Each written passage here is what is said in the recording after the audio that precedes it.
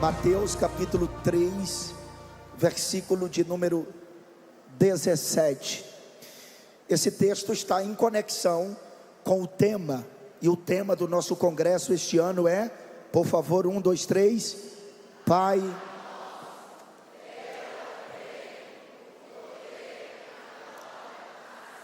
Mais uma vez, Pai nosso.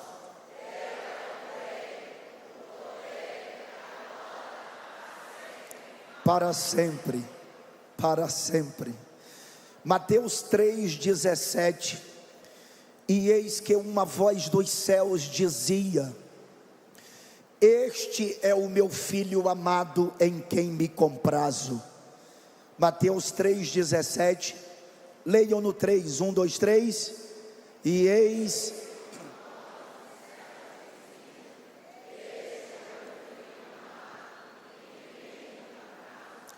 Tome o assento, os que podem se assentar, muito obrigado. E eis que uma voz dos céus dizia: Este é o meu filho amado, em quem me comprazo.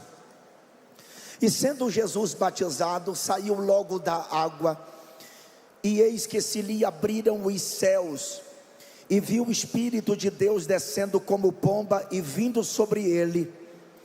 E eis que uma voz dos céus dizia: Este é o meu filho amado, em quem me comprazo.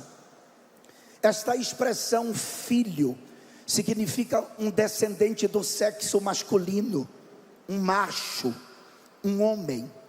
O filho de Deus é homem. Mas na Bíblia, filho refere-se também àqueles que por meio de Jesus foram feitos filhos de Deus. Por exemplo, Mateus capítulo 8, versículo de número 12 diz assim. Mateus capítulo 8, versículo 12 refere-se aos que reinarão com Cristo. Por exemplo, filhos das bodas.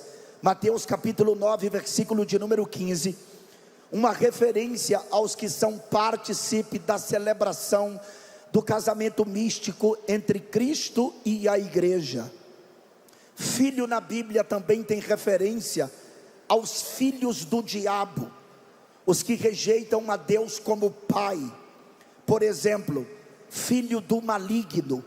Mateus capítulo 13, versículo 38, uma referência a Caim, que matou seu irmão Abel.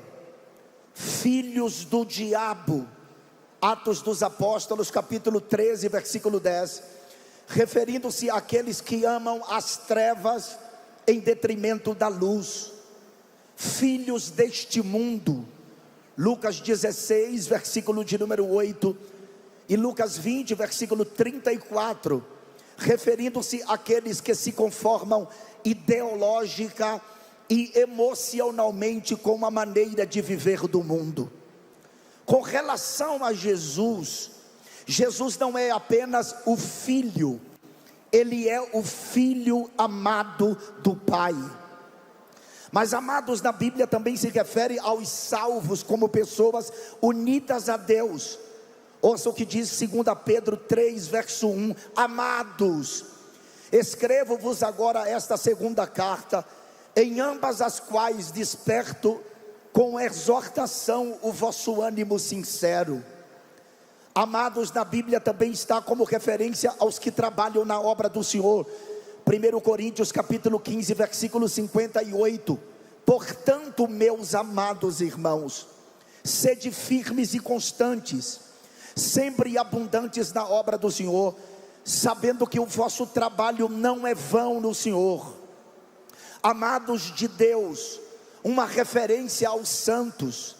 Paulo, escrevendo aos Romanos no capítulo 1, versículo 7, ele disse: a todos os que estáis em Roma, amados de Deus, chamados santos, graça e paz de Deus nosso Pai e do Senhor Jesus Cristo.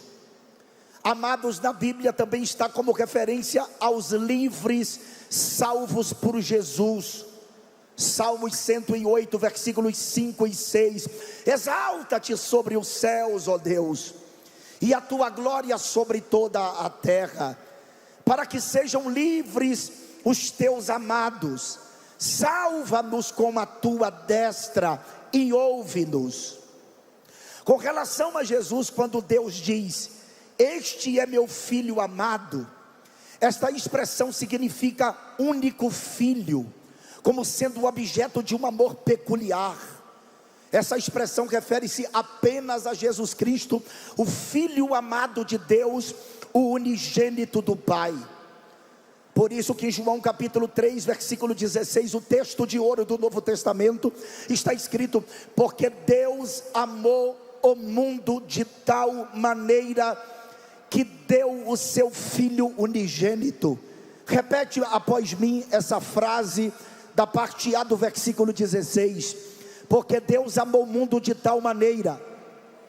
Repete após mim: porque Deus amou o mundo de tal maneira que deu o seu Filho unigênito. Por isso que em Mateus capítulo 12, versículo de número 18, está escrito: eis aqui o meu servo que escolhi, o meu amado. Palavras do Pai para com Cristo, em quem a minha alma se compraz. Porei sobre ele o meu espírito, e anunciará aos gentios o juízo. Em Mateus capítulo 17, versículo de número 5, está escrito: e estando ele ainda a falar, eis que uma nuvem luminosa os cobriu, e da nuvem saiu uma voz que dizia: este é o meu filho amado, em quem me comprazo, escutai-o. Em 2 Pedro capítulo 1, versículo de número 17, o apóstolo Pedro diz: porquanto ele recebeu de Deus Pai honra e glória, quando da magnífica glória que lhe foi dirigida a seguinte voz: este é o meu filho amado, em quem me tenho comprazido. Jesus é o Filho de Deus. Mas surge uma pergunta aqui: se Jesus é o Filho de Deus, então significa que Jesus é eterno? Sim, claro, Jesus é eterno. Mas Jesus existia antes de ele nascer aqui na terra, antes de ele tabernacular, antes de ele encarnar? Sim, Jesus já existia. Mas ele estava onde, afinal de contas, pastor? Ouçam isto. Quando Salomão escreve sobre a sabedoria em Provérbios capítulo de número 8, Jesus está presente na linguagem do sábio Salomão. Salomão está escrevendo a partir do versículo 22, referindo-se exatamente sobre Cristo. No versículo de número 22, olha o que está escrito: o Senhor me possui no princípio de seus caminhos, e antes de suas obras mais antigas. Isso significa que ele, Cristo, é pré-existente. No versículo de número 23, é ele, Cristo, antes de tudo, do mundo espiritual e eterno. Desde a eternidade fui ungida. É claro que Salomão está aqui usando no feminino, porque ele está se referindo à sabedoria, mas a sabedoria aqui é Cristo, desde o princípio, antes do começo da terra. Provérbios 8, 24, 25 e 26, é Cristo, antes do mundo físico, palpável, transitório, ele ainda na dispensação do mistério. Ouça o que diz: antes de haver abismo, fui gerada, e antes ainda de haver fontes carregadas de águas, antes que os montes fossem firmados, antes dos outeiros eu fui gerada.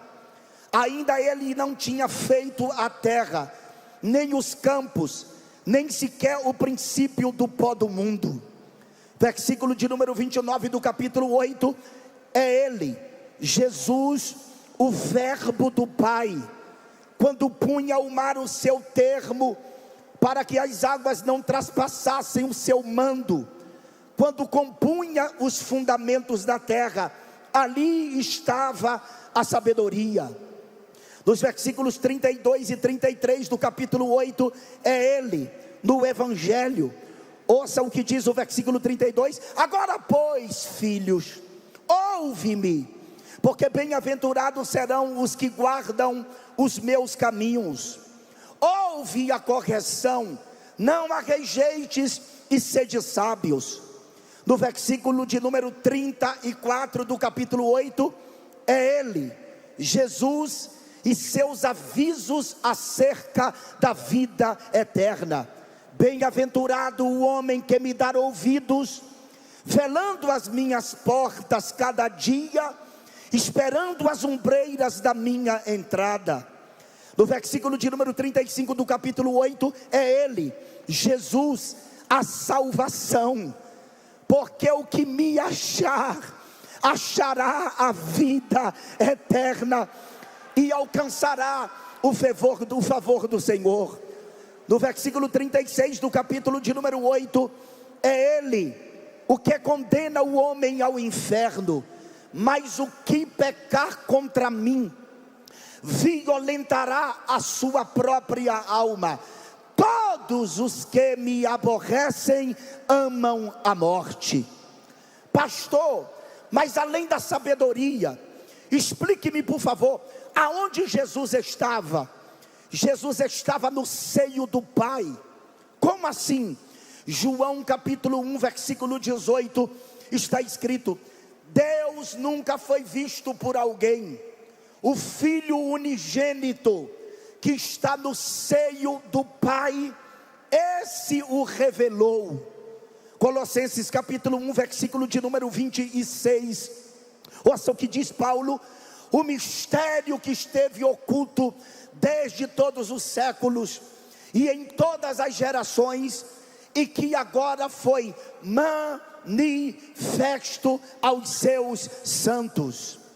João capítulo 14, versículos de número 10 e 11, palavras do próprio Jesus: não crê tu que eu estou no Pai, e que o Pai está em mim? As palavras que eu vos digo, não as digo de mim mesmo, mas o Pai que está em mim, é quem faz as obras. Crede-me que estou no Pai, e o Pai em mim. Crede-me, ao menos por causa das mesmas obras. Pastor, se Jesus estava no seio do Pai, como que ele se manifesta durante toda a Bíblia? Uma vez que a proposta das Escrituras é revelar o Filho de Deus. Na criação, ele era o verbo que criava. João capítulo 1, versículos 1, 2 e 3. Em arquerologos, Kai proston theon, Kai rologos tel. No princípio era o verbo, e o verbo estava com Deus, e o verbo era Deus. Ele estava no princípio com Deus. Todas as coisas foram feitas por ele, e sem ele nada do que foi feito se fez.